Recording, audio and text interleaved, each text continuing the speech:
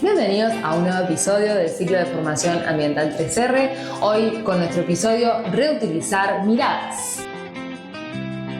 Y acá vamos a profundizar sobre la mirada o el abordaje cultural de la reutilización, para entender que reutilizar no tiene que ver con un invento nuevo, ¿sí? La economía circular en realidad no es un invento nuevo, sino que justamente tiene que ver con poder recuperar algunas cosmovisiones que valorizan, y que lo vamos a ver también con nuestro invitado de hoy, valorizan el vínculo con nuestro ambiente, con las diferentes miradas, con las diferentes costumbres y tradiciones que las culturas tienen con su entorno, ¿sí? Para darnos cuenta que reutilizar es en realidad, o ha sido siempre en realidad, la normalidad.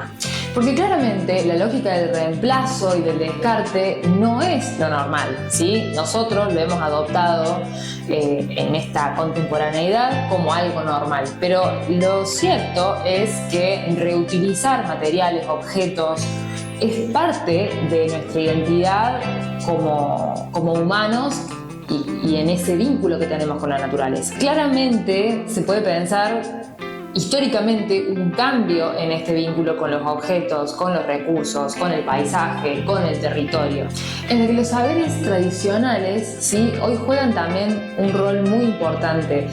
Recuperar esos saberes tradicionales y posicionarlos al mismo nivel que la ciencia, ¿no? Con el mismo valor, con el mismo respeto, ¿sí?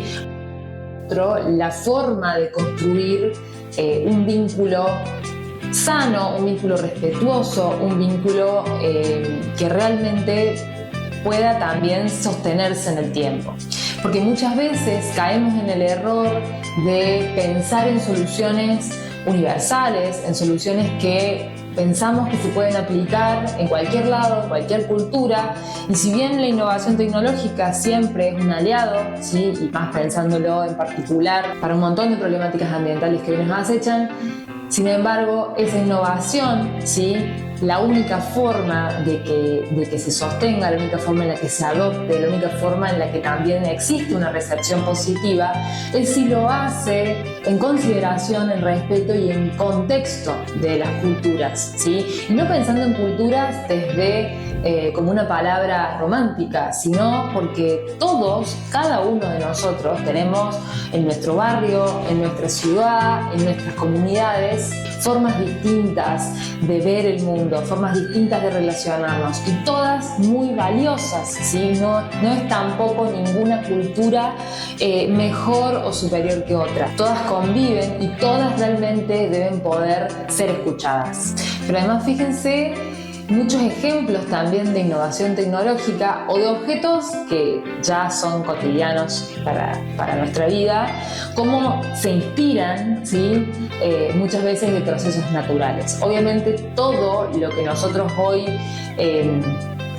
hacemos responde a una lógica natural. Pensemos ya de por sí, la cámara que estamos utilizando para grabar esto simula el ojo humano, simula el enfoque del ojo humano. Entonces, todos los objetos también tienen que ver con esa observación que hicimos de la naturaleza, esas soluciones que se presentaron en la naturaleza y que nosotros buscamos de alguna manera reproducirla. Entonces, no olvidar, ¿no?, que las soluciones a todos los problemas que tenemos hoy, te invito a pensar que justamente la solución está en las preguntas que nos hagamos, en nuevas formas de ver y pensar en el uso, ¿no? Pensando en esto de reutilizar miradas. Pensar qué quiere decir el consumo consciente en ese contexto, pensar qué significa el diseño para durar, a qué nos estamos refiriendo, qué estamos queriendo imitar en el buen sentido, y poner el cambio cultural como eje para alcanzar la economía circular.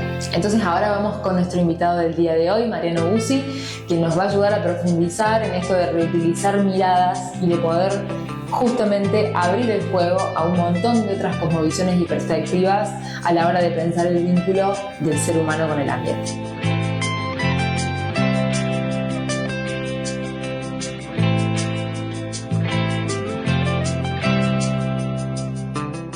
Bueno, aquí estamos con el antropólogo Mariano Bussi. Muchísimas gracias por venir, estoy muy contenta de que estés acá y realmente es un honor hablar de estos temas que, bueno, son súper interesantes y que debemos, ¿no?, traerlos más a la mesa para conversar.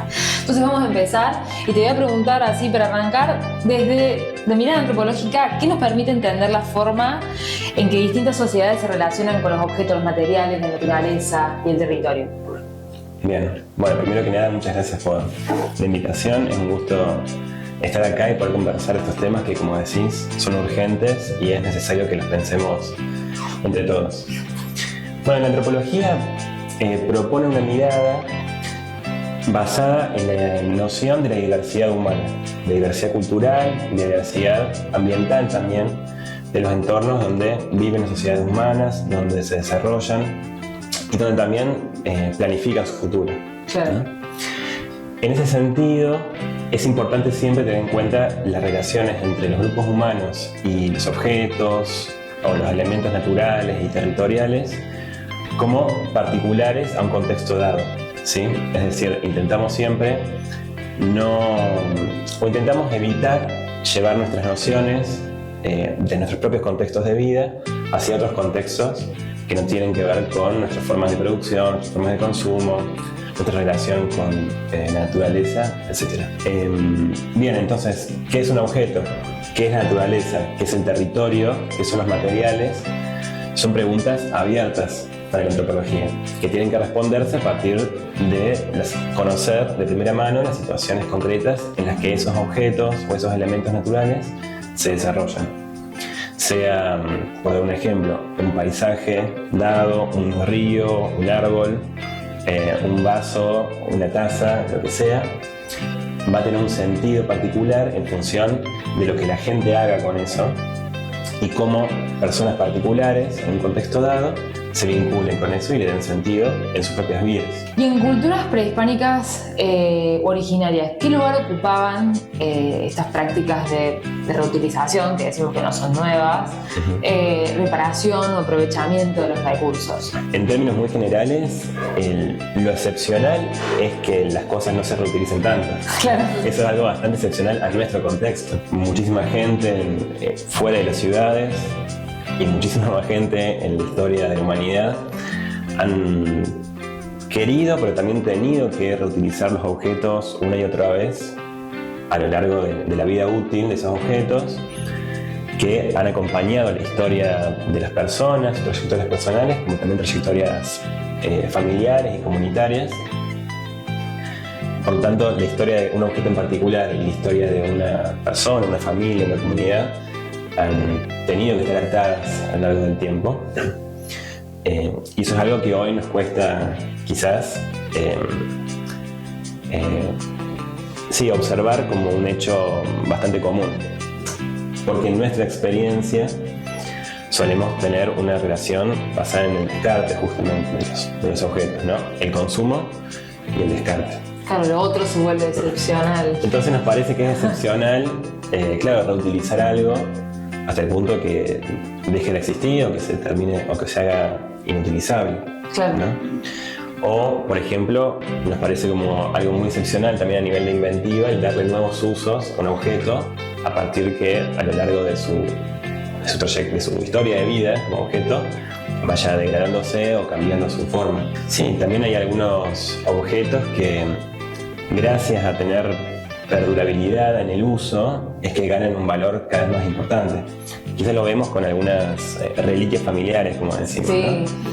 El anillo de la abuela, un vestido, una cadenita, que mientras van pasando las generaciones le damos un valor cada vez más significativo. Por más que las personas que lo utilizaron o a las cuales le referimos ya no estén, ganan más sentido. Y lo podemos ver también con, no sé, por ejemplo, si usan ollas de barro, mientras más cocciones tiene esa olla, uno la valora más y se supone que le da más sabor a la comida, ¿no? Claro. Entonces su utilidad también va ganando potencia a lo largo que es usada, que es reutilizada y que es cuidada también. ¿Y qué ejemplos podemos encontrar de objetos, materiales o recursos que, en esto, ¿no?, que decíamos del reutilizar, que parecía que no era excepción, que tenían múltiples usos, transformaciones o ciclos de vida? Bueno, dijimos esto, ¿no?, de estos objetos de valor, pero ¿qué otras cosas también se le ocurren que tomaban este espacio o este...? Bueno, por ahí, si uno piensa en objetos utilitarios, digamos que usamos todos los días, por ejemplo, los elementos de cocina, que es como lo más claro, es más difícil ver eso porque son objetos que normalmente pueden sufrir un daño, una merma, o pueden desaparecer, pueden ser prestados, pueden ser devueltos. Entra en un círculo de intercambio que también es muy interesante para discutir cómo el reutilizar los objetos a partir de prestarlos o intercambiarlos en lugar de descartarlos permite fortalecer las relaciones también sociales, comunitarias. Cuando el descarte generaría un poco lo opuesto, ¿no?, el desgaste de las relaciones comunitarias. Pero después otros objetos que no son de uso cotidiano, por ejemplo los objetos religiosos o de uso religioso, como puede ser una imagen o un crucifijo, por ahí el motivo católico que tenemos más a mano, también suelen cambiar sus usos a lo largo del tiempo y van ganando otro tipo de valor, siendo que una imagen tiene cierta antigüedad, o un elemento como un crucifijo, por ejemplo, tenga también su antigüedad. Y a veces pasan de tener un uso a tener otro. Por ejemplo, un uso cotidiano, por más que sea religioso, a un uso más suntuario o más de tenerlo guardado para ocasiones especiales, o por lo menos para saber que uno preserva cierta tradición. Y en muchas como visiones originarias, la naturaleza no aparece como algo separado de las personas, algo que, bueno, en realidad nunca lo está, pero no aparece separado de las personas, sino como parte de una red de relaciones. ¿Cómo influye esa mirada en la forma de, como habías dicho antes, cuidar o vincularse con el ambiente? Esto de diferenciar esta mirada integrada en oposición a la otra. Sí, bueno, volvemos a la idea de la excepción también de antes, que en realidad nuestra manera cotidiana de ver la naturaleza también es excepcional en la historia humana, por lo menos registrada, lo que conocemos.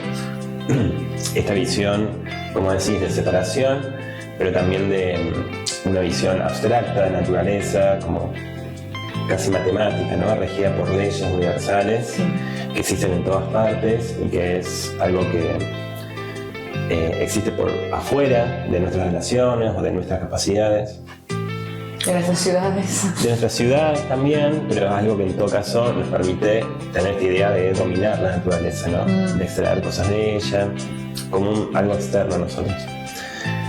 En la mayoría de las situaciones sociales, digamos, que ha registrado la antropología, la historia, la naturaleza y la sociedad viven de una manera, o conviven, digamos, en una continuidad de diferentes maneras. Bueno, respecto a estas nociones de naturaleza, o estas comprensiones de naturaleza y otras miradas respecto a esto, pienso en las comunidades con las cuales yo tengo más experiencia, con las que he trabajado, son comunidades campesino-indígenas del noroeste de Argentina, especialmente comunidades Colla.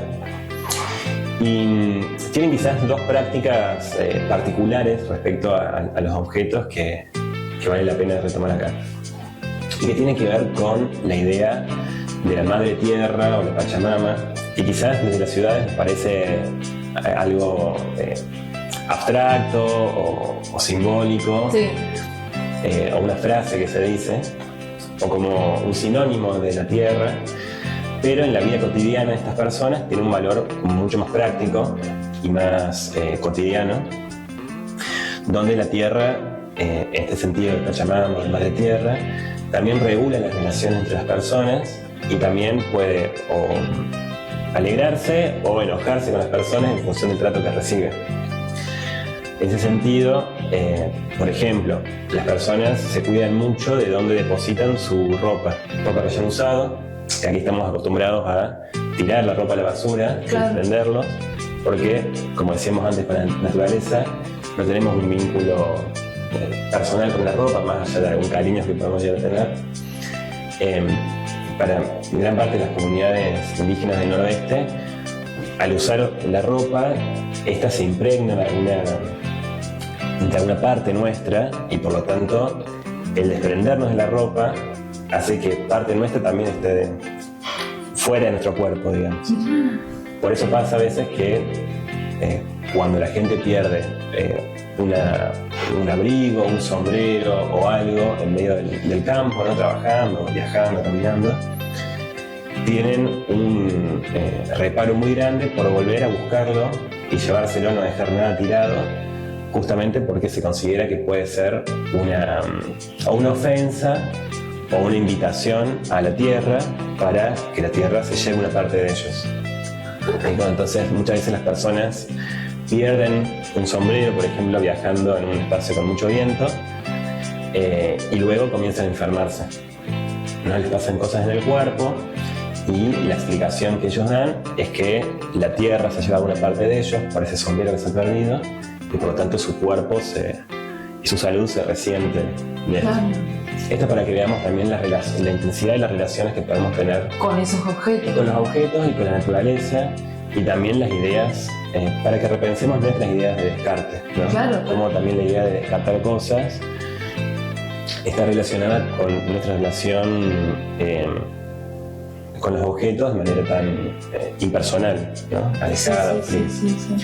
Por otra parte, por ejemplo, para la tierra se hacen celebraciones constantes que implican darle alimento, darle bebidas, y muchas veces las bebidas se les dan con recipientes, botellas o diferentes recipientes de bebidas completas, ¿no? O sea, se vacía, por ejemplo, una botella de vino o de gaseosa en la tierra. Algo que quizás de una mirada más urbana puede parecer un acto o una práctica de contaminación. Para ellos es una práctica necesaria para poder sostener la vida que mantienen y para darle salud también a la tierra, ¿no? Alimentarla, homenajearla y darle salud. Lo mismo pasa cuando dejan esas botellas de gaseosa o de vino ahí mismo, ¿no? En un hueco en la tierra. También uno por ahí pasa desde la ruta, si uno viaja como turista por el norte, y puede ver que hay muchas botellas como apiladas, digamos, en algunas zonas, y uno puede pensar que la gente está contaminando mucho, pero desde el punto de vista de estas comunidades se considera un acto justamente de deferencia o de cariño hacia la tierra, poder darle cuenta de todo lo que han dado por ella y poder dejarle eso a su placer.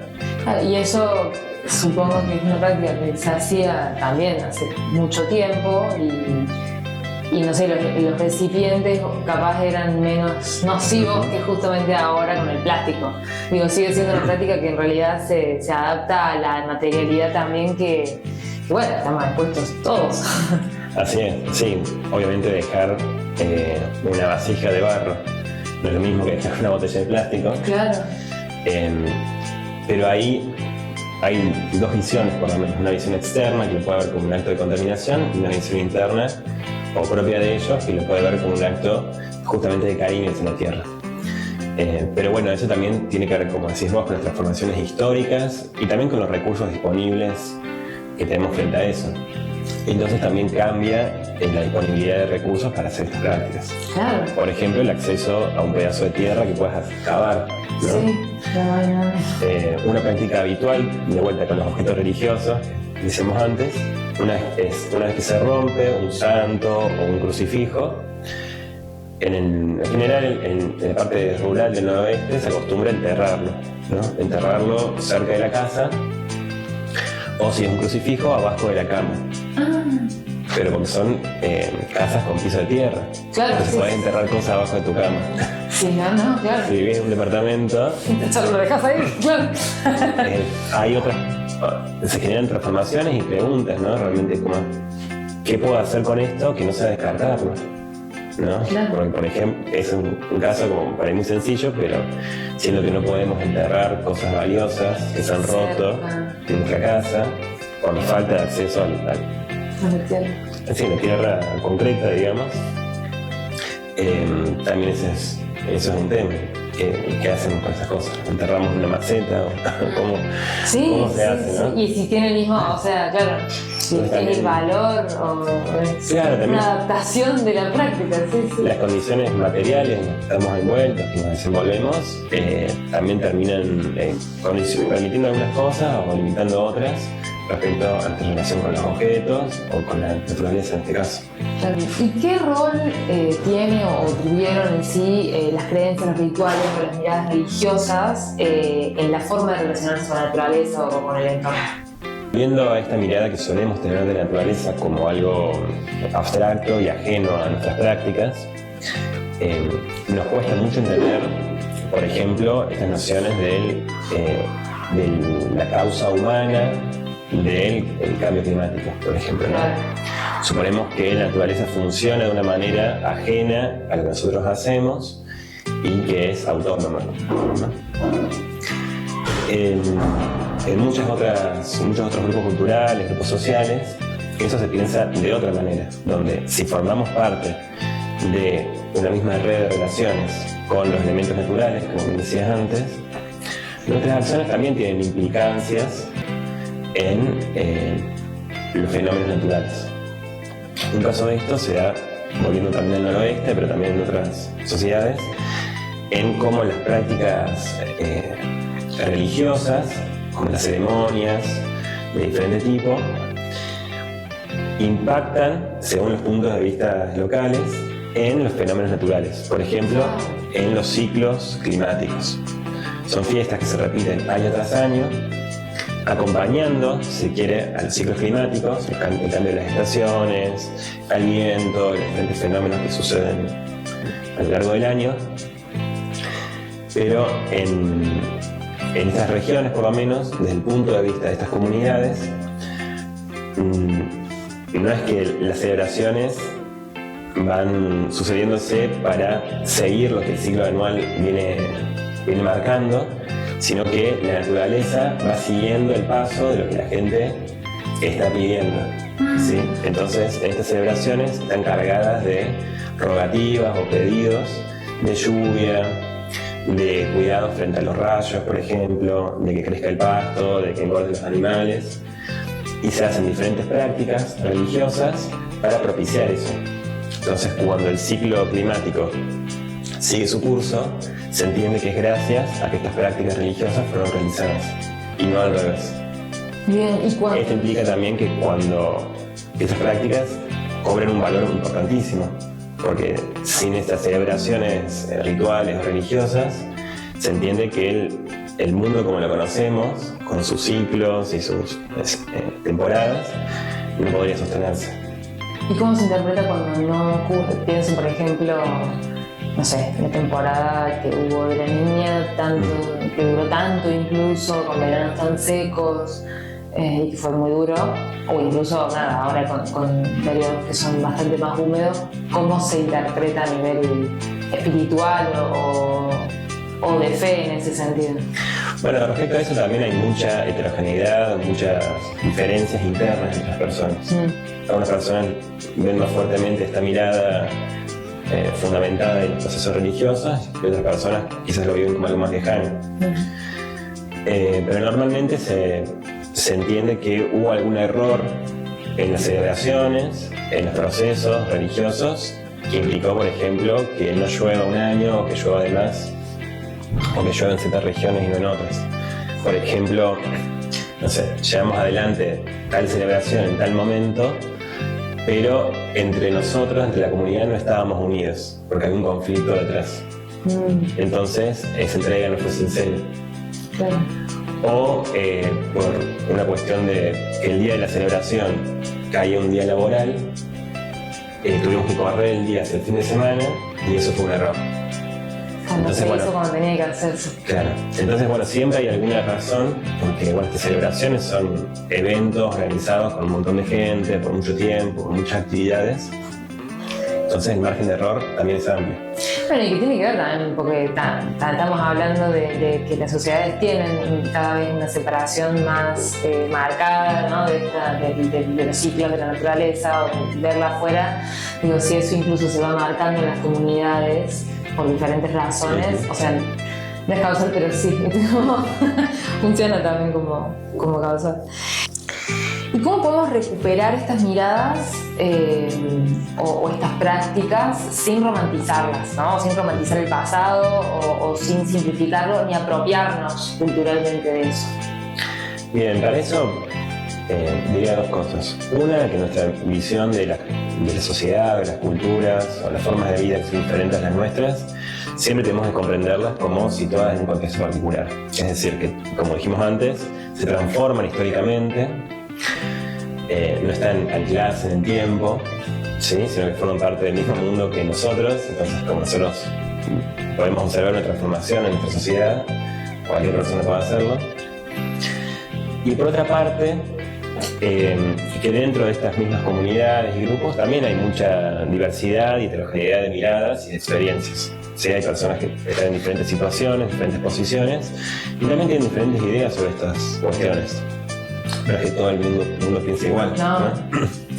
Entonces también eso siempre es importante para poder acercarse a estos fenómenos como fenómenos humanos realmente, y no como objetos quietos atrás de una vitrina, ¿no? Primero que nada. Y respecto a cómo podemos aprender o recuperar estas miradas, creo que es importante, teniendo en cuenta esto, no buscar aplicarlo a nuestra forma de vida tal como la vivimos, porque sería una manera muy descontextualizada justamente de entender esos conocimientos y esas prácticas, sino quizás inspirarnos en ellas, aprender de estas prácticas, aprender de estas experiencias de vida, estas formas de vincularse con su ambiente que tiene cada sociedad, para poder reinventar nuestra manera de pensarnos, ¿no? Cómo nos entendemos nosotros mismos en nuestro contexto, en nuestro ambiente, en nuestras relaciones sociales, cómo entendemos los objetos, el descarte, ¿sí? Entonces, en ese sentido, creo que la relación que podemos tener con estos saberes no es tanto de sacarlos de un lugar y ponerlos en nuestra vida, sino de inspirarnos, de aprender y de tener una mirada crítica y creativa, tanto respecto a estos saberes y estas sociedades como respecto a nuestra propia sociedad.